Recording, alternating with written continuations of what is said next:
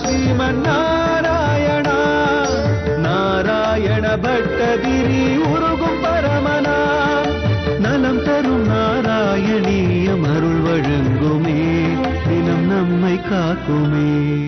பிரம்மச்சரிய திருடதாதிபிர்யமைஹி ஆப்ளவாதி நியமைஸ்சபாவிதாக குர்மகே திருடமமி சுகாசனம் பங்கஜாத்யமபி வா பவத்பராக. குருவாயூரப்பனுடைய பரமானுக்கிரக விசேஷத்தினால நாம் பக்தியோடு அனுபவித்துக் கொண்டிருக்கக்கூடிய நலம் தரும் நாராயணியத்தில் உயர்ந்த அஷ்டாங்க யோகங்களுடைய வைபவங்களை சொல்லக்கூடிய 4வது தசகத்தினுடைய 2வது ஸ்லோகத்தை பல விரிவாக பல பகுதிகளில் யமம் நியமம்னு வரக்கூடிய அந்த அஷ்டாங்க யோகத்தினுடைய நியமங்களை நாம சிரவணம் பண்ணிட்டு வந்துருக்கோன்றது உங்க எல்லாருக்கும் தெரியும். அந்த யமம் நியமம் முதலிய பகுதிகளிலேயே அஷ்டாங்க யோகத்தில் நம்ம சாதாரணமாக மனுஷனுடைய வாழ்க்கையில கடைபிடிக்க வேண்டிய தத்துவங்களை எல்லாம் மிகவும் சுருக்கமாக பல ஸ்லோகங்கள்ல ஸ்ரீமத் பாகவதத்தில் சொன்னதை நாராயண பட்டத்திரி நமக்கு எடுத்து சொல்லிட்டு இருக்கார். இந்த வைபவங்களை இந்த வாரம் இந்த பகுதியிலிருந்து நம்ம எந்த திருக்கோயில்ல ஸ்ரீ கிருஷ்ணனுடைய தரிசனத்தோட அடைய போறோன்றது நம்ம எல்லாருக்கும் மனசுல ஒரு சிந்தனையாக இருக்கு. அந்த விதத்தில் நாம் அம்புஜவல்லி நாயிகா சமேத ஸ்ரீ ஆதிகேசவ பெருமாள் திருக்கோயில்ல அந்த சுவாமியினுடைய திவ்ய தரிசனத்தோட நாராயணியத்தை ஸ்ரவணம் பண்ண இருக்கோம். எங்க இருக்கு இந்த திருக்கோயில்? கடந்த பல பகுதிகளாக எந்த தென்னாங்கூர் திவ்ய கஷேத்திரத்திலிருந்து நாம் பாண்டுரங்கனை தரிசித்தோமோ அந்த தென்னாங்கூரிலிருந்து சுமார் 5 கிலோமீட்டர் தூரத்தில் அமைந்திருப்பது சௌந்தர்யபுரம் என்ற அழகான ஒரு சிறிய கிராமம். இந்த சௌந்தர்யபுரத்தை நாம் உத்தரமேரூரிலிருந்து 13 கிலோமீட்டரிலும் காஞ்சிபுரத்திலிருந்து 33 கிலோமீட்டரிலும் வந்தவாசி செல்லக்கூடிய சாலையிலேயும் இதை அடையலாம். ஆக இயற்கை எழில் சூழ்ந்த பெயருக்கேற்ற சௌந்தர்யமான அழகான கிராமம். இதோ கிராமத்தை தாண்டி நாம் கோயிலை அடைந்து விட்டோம். இந்த கோயிலுக்கு வெளியே அழகான சிறிய கோசாலை பராமரிக்கப்பட்டு பசுக்கள் எங்கள் கண்ணனை ஆதி கேசவனை தரிசிக்க வாருங்கள் வாருங்கள் என்று நம்மை அன்போடு அழைக்கக்கூடிய காட்சி. தீபஸ்தம்பம், பலிபீடம், அதை தாண்டும் போது சற்றே ஒரு புறம் 2 நாகங்கள் பிரதிஷ்டையாகி இருப்பதை நாம் தரிசிக்கின்றோம். இவை இங்கு இருப்பவர்கள் கூறுவார்கள், ராகு கேது யாருக்காவது இந்த தோஷமானது ஏற்பட்டு இருந்தால் இங்கு செவ்வாய்க்கிழமைகளிலே ராகு கால சமயத்திலே அவர்களே வந்து பாலபிஷேகத்தை செய்து இவர்களை வழிபட்டு அந்த தோஷத்தை போக்கிக் கொள்வதற்காக நாகப்பிரதிஷ்டை இங்கே அழகாக அமைக்கப்பட்டிருக்கின்றது. அதையும் தாண்டி நாம் உள்ளே நுழைகின்றோம். முகப்பிலே ஸ்ரீதேவி பூதேவி சமேத ஆதிகேசவ பெருமாள் சுதை வடிவத்திலே நம்மை வரவேற்று உள்ளே மூலஸ்தானத்திலே எவ்வாறு அமைந்திருக்கின்றாரோ அதே போன்று திவ்ய தரிசனத்தை அளிக்கின்றார். கருட பகவான் பல நாக ஆபரணங்களுடன் வைஷ்ணவ ஆலயங்களிலே அமைந்திருப்பது போல மேற்கு நோக்கி தன்னுடைய கையை கூப்பிக்கொண்டு பகவானை ஆதி கேசவனை சேவித்தவாறே இவரும் சேவை சாதிக்கின்றார். உள்ளே நுழையும் போது நாம் தரிசித்த அழகான ஒரு வைபவம் நாம் படப்பிடிப்பிற்காக இங்கு வந்திருக்கக்கூடிய இந்த தினத்திலே ஆதிகேசவ பெருமாளுக்கு அழகான கோவர்தனகிரி திருக்கோலத்தை உற்சவமூர்த்திக்கு இங்கே அலங்கரித்து உள்ளார்கள். என்ன ஆச்சரியமான ஒரு திவ்ய சேவை! கண்ணன் ஒரு திருவடியை மற்றொரு திருவடி மேல் அழகாக சார்த்திக் கொண்டு கையிலே புல்லாங்குழலை வைத்துக் கொண்டு கிட்டத்தட்ட வேணுகோபாலனாக இருப்பானோ என்று நாம் சற்றே கண்ணை மேலே உயர்த்தினோமே. ஆனால் ஆகா, 3 அடுக்கு கல் பதக்கத்தை அழகாக பகவான் அணிந்து கொண்டிருக்கின்றான். ஆனால் இவன் வேணுகோபாலன் அல்ல, கோவர்தனகிரி தாரனாக தன்னுடைய வலது கை சுண்டு வரலை கோவர்தன மலையை தாங்கக்கூடிய காட்சியை நாம் நேரே சென்றால் கூட இவ்வாறு தரிசிக்க முடியாத அளவிற்கு நம்முடைய வீட்டில் இருந்தவாறே தரிசிக்கக்கூடிய பாக்கியத்தை அடைகின்றோம்.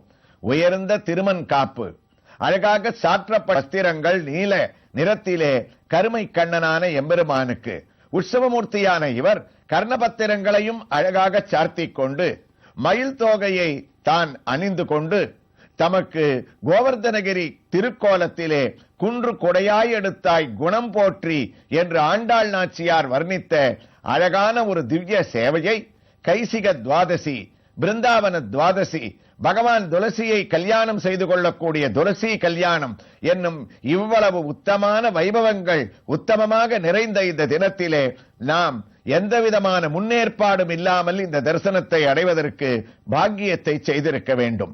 பெருமாள் மட்டுமா, உற்சவர் ஸ்ரீதேவி பல காசு மாலைகளை அழகாக அணிந்து கொண்டு, 3 கல் பதக்கத்தை அணிந்து கொண்டு, முத்து மாலையையும் தான் சார்த்திக் கொண்டு, கையிலே தாமரை புஷ்பத்தை வைத்துக் கொண்டு, அழகான கொண்டையுடன் ஸ்ரீதேவியும் பூதேவியும் ஒரே போல பலவிதமான ஆபரணங்களுடன் இங்கு திவ்ய தரிசனத்தை அளிக்க, அவர்களை தரிசித்துக் கொண்டே உத்தமமான இந்த இடத்தில் இதே தியானத்துடன் நாம் இங்கு நலம் தரும் நாராயணியத்தினுடைய அஷ்டாங்க யோகத்தினுடைய நியமம் என்று சொல்லக்கூடிய அந்த பகுதியிலே இருக்கக்கூடிய வைபவங்களை நாம் கேட்டுக் கொண்டிருக்கின்றோம். நாராயண பட்டத்திரி தொடருகின்றார். பிரம்மச்சரிய திரதாதிபிர்யமை ஆப்ளவாதி நியமைச்ச பாவிதாக. யமம் நியமம் என்ற அஷ்டாங்க யோகத்தினுடைய 2 பகுதிகளிலே நியமத்தில் பட்டத்திரி சொல்ல வந்த கடைசியான சிறு பகுதி, அதாவது நாம் கடைபிடிக்க வேண்டியது ஆச்சாரிய சேவனம். நான் சென்ற பகுதியிலேயே குறிப்பிட்டேன், ஆச்சாரிய சேவனம் என்பது உயர்ந்த ஒரு தத்துவம். அதை சற்று நாம் விளக்கமாகவே கேட்பது நமக்கு பலவிதங்களிலே உபயோகமாக இருக்கும். இல்லாவிட்டால் இதை நியமத்திலே அஷ்டாங்க யோகத்திலே அழகான ஒரு கடைசி பகுதியாக சேர்த்திருக்க மாட்டார்கள். அது என்ன ஆச்சாரிய சேவனம்? நல்ல குருவை அடைந்து அவருக்கு பணிவிடை செய்து குரு அருளுக்கு நாம் பாத்திரமாவதற்கு ஆச்சாரிய, ஆச்சாரிய என்றால் குரு, சேவனம் என்றால் அவருக்கு பணிவிடை செய்வது. ஆக குருவுக்கு பணிவிடை செய்து அவருடைய அருளுக்கு நாம் பாத்திரமாவது, அதற்கு ஆச்சாரிய சேவனம் என்று அஷ்டாங்க யோகத்திலே நியமத்தினுடைய கடைசி பகுதியாக அவர்கள் அழகாக வகுத்திருக்கின்றார்கள். அப்போது குரு குரு என்றால் யார்? குரு, ஆச்சாரியன், உபாத்தியாயர், பலவித பரிணாமங்கள். ஒவ்வொன்றிலும் அந்த குருவுக்கு பலவிதமான ஒரு அருளை நமக்கு அந்தந்த பரிணாமங்களுக்கு ஏற்றபடி வாரி வழங்கிக் கொண்டிருக்கின்றார். முக்கியமாக குரு என்ற 2 வார்த்தைக்கே என்ன ஒரு பொருள் என்றால், கு கு என்றால் நம்மிடத்திலே இருக்கக்கூடிய அஜ்ஞானமாகிய இருள். அந்த அஜ்ஞானமாகிய இருளை ரு போக்கக்கூடியவர்.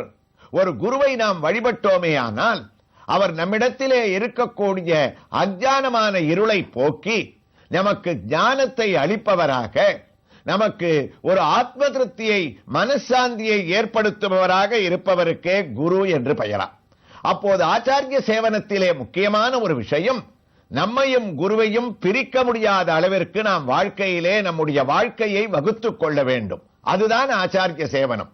எவ்வாறு மலரை விட்டு நாம் மனத்தை பிரிக்க முடியாதோ, சூரியனை விட்டு ஒளியை தனியாக பிரிக்க முடியாதோ, கடலை விட்டு அதிலே ஏற்படக்கூடிய அலையை தனியாக பிரிக்க முடியாதோ, அதே போன்று கருணையை விட்டு அன்பை எவ்வாறு நாம் பிரிக்க முடியாதோ, ஒரு உலகத்திலே ஒரு மனிதனுக்கு ஆச்சாரியன் முக்கியமான பங்கு வகிக்கின்றார். ஆச்சாரிய தேவோபவ. தாயார் தகப்பனாருக்கு அப்புறம் வேதம் நமக்கு உபதேசம் செய்வது, நல்ல குருவை நீ அடைந்து விடு. அப்போது அந்த குரு நமக்கு கொடுக்கக்கூடிய சொத்து இருக்கின்றதே, அந்த காலங்களிலே இப்போது இருப்பது போன்ற பள்ளிகளோ கல்லூரிகளோ கிடையாது. இப்போது நாம் இருக்கக்கூடிய வகுப்பறைகளிலே குரு நம்மை தேடி வருகின்றார். அப்போது இருந்த முறைக்கு அந்த காலத்திலே குருகுலவாசம் என்று பெயர்.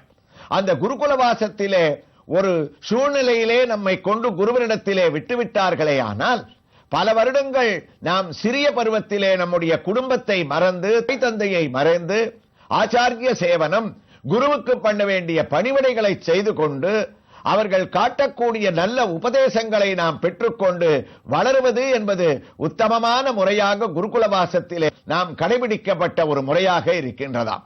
அந்த குருகுலவாசமானது முடியும் போது, அல்லது இப்போது நாம் ஆச்சாரிய சேவனத்திலே அவரை திருப்திப்படுத்தும் போது, குருவானவர் நமக்கு ஒரு பெரிய சொத்தை அளிக்கின்றார்.